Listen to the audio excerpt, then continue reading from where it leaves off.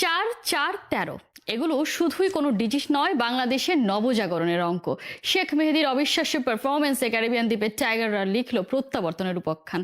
টি-20-তে পিছিয়ে থাকা দেশটা হারিয়ে দিল সাবেক বিশ্ব চ্যাম্পিয়নদের। 4 ওভারে 4 উইকেট নিয়ে ম্যাচ সেরা শেখ মেহেদী হাসান। বিস্তারিত রিপোর্টে।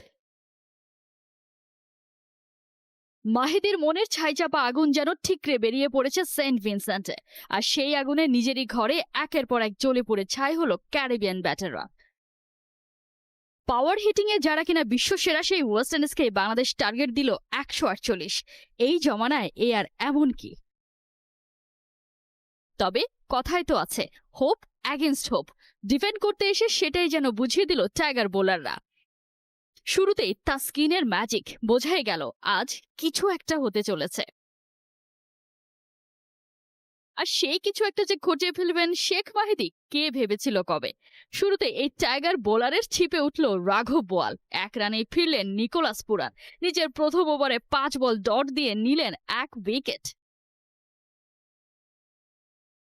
এদিকে ক্ষতি পুষিয়ে নিতে পরের ওভারে আগ্রাসী হয়ে উঠলেন 2 ক্যারিবিয়ান ব্যাটার চেস আর চার্লস।